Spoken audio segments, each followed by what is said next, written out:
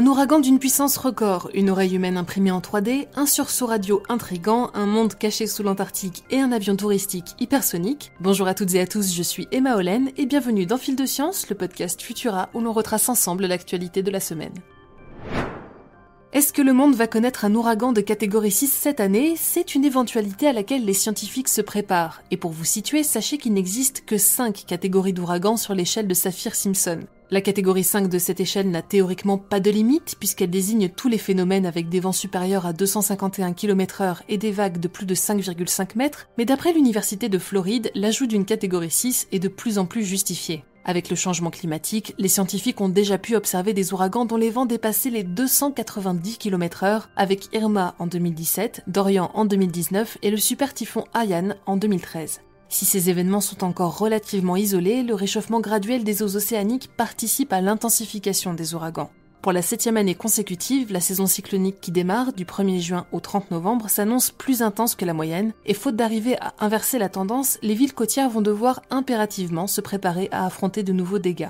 Pour ça, elles ne sont pas seules, puisque dernièrement, un groupe de chercheurs de l'Université de Floride a décidé de simuler un ouragan gigantesque dans un environnement sécurisé pour mieux se préparer à la catastrophe. L'équipe avait déjà créé un mur de vent, le WOW pour Wall of Wind, avec 12 ventilateurs géants capables de souffler ensemble jusqu'à 252 km/h, soit l'équivalent d'un ouragan de catégorie 5. Mais pour cette nouvelle expérience, ils comptent aller encore plus loin avec une mise en scène digne de Michael Bay. Imaginez un immense hangar dans lequel sera construite une maison en bois de 2 étages. L'objectif va être de pousser les vents jusqu'à 300 km/h pour arracher son toit, puis de générer une vague de 6 mètres de haut qui submergera complètement le bâtiment. Pour mettre sur pied ce laboratoire de l'extrême, l'équipe a obtenu un financement de 12,8 millions de dollars de la National Science Foundation et prévoit au moins 4 ans de travaux. À terme, les résultats devraient permettre de concevoir des matériaux de construction plus résistants pour les bâtiments et les routes et d'imaginer un nouvel aménagement du réseau électrique et du réseau de distribution d'eau. Rendez-vous donc en 2026 en espérant que d'ici là, la météo ne fasse pas trop de dégâts.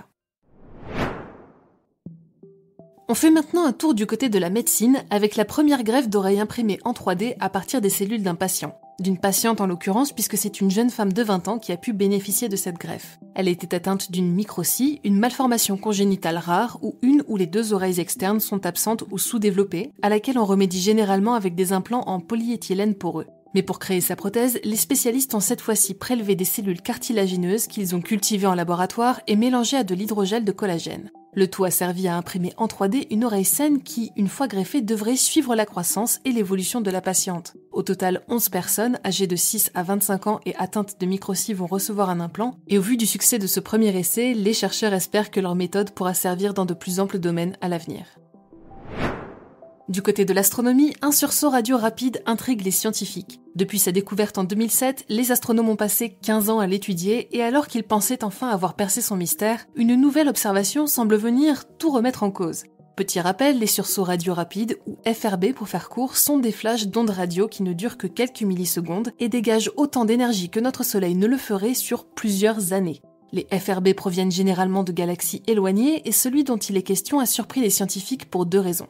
Il se répète, ce qui est assez rare pour être noté, et il s'accompagne d'un bourdonnement dont la nature et la source sont encore incertaines. Mais voilà, nouveau rebondissement, alors que l'étude de la dispersion de ces ondes suggérait que sa source se trouvait à environ 7 milliards d'années-lumière de nous, une nouvelle étude avance qu'il proviendrait d'une galaxie naine située à seulement 3 milliards d'années-lumière. Les experts planchent sur un modèle qui permettrait d'expliquer cette incohérence, mais ce qui est sûr, c'est que l'ambition des chercheurs d'utiliser les FRB comme sondes du milieu interstellaire tombe à l'eau. Bonjour, ici Léa Fournasson, autrice de la chronique Science ça tourne sur Futura. Je m'invite un court instant dans cet épisode de Fil de Science pour vous parler de The Boys, cette série parodique de super-héros que certains et certaines d'entre vous connaissent peut-être déjà. Je vous rassure, je ne suis pas là pour vous en faire la publicité, mais pour discuter avec vous du composé V, cette substance qui confère à nos anti-héros leur pouvoir. Il rappelle les produits dopants pris par les sportifs pour améliorer leur performance sur le terrain, hormones de croissance, stéroïdes ou même transfusions sanguines, mais ce qui le distingue, c'est que les propriétés du composé V semblent se transmettre génétiquement. Alors, une telle substance existe-t-elle vraiment dans le milieu scientifique ou n'est-elle qu'une invention issue d'un monde de fiction ? Eh bien pour le savoir, je vous invite à découvrir cet épisode de Science ça tourne, intitulé The Boys, bientôt la saison 3. Mais qu'est-ce que les mystérieux composés V ? Sur Futura, et sur ce, je vous laisse retourner à votre épisode de Fil de Science. Bonne journée à toutes et tous.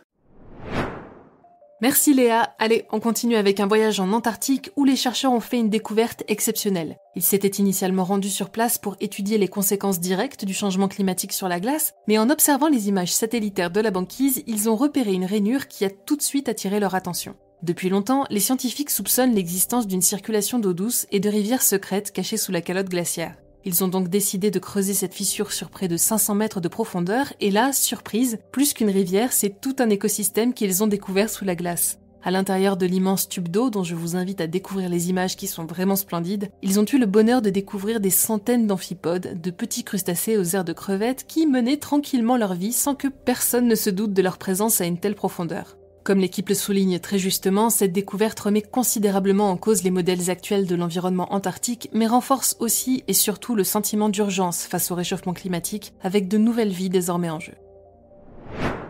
Et on finit avec un appareil qui ne va certainement pas nous aider à lutter contre le changement climatique. Le Stargazer est un avion hypersonique développé par l'entreprise texane Venus Aerospace. D'une longueur de 45 mètres pour une envergure de 30 mètres, il pourra transporter jusqu'à 12 personnes, mais ce n'est pas là sa caractéristique la plus impressionnante, puisque d'après son constructeur, il sera capable d'atteindre la vitesse de Mach 9 et de transporter des passagers n'importe où dans le monde en seulement 1 heure. Pour pulvériser le mur du son, il volera à environ 52 km au-dessus du sol, là où l'air est fortement raréfié et les températures sont très basses. À cette altitude, où la vitesse du son est différente par rapport à celle au sol, Mach 9 correspond à environ 9500 km/h. Cerise sur le gâteau, l'empreinte carbone du Stargazer serait nulle. Autant d'annonces qu'il va falloir prendre avec des pincettes car l'avion n'en est encore qu'au stade de concept et que tous ces arguments présentés par la firme lui ont surtout servi à obtenir un joli financement de 33 milliards de dollars. À côté, les 12,8 millions de dollars récoltés par nos scientifiques pour étudier l'impact des ouragans futurs sur nos sociétés semblent bien dérisoires.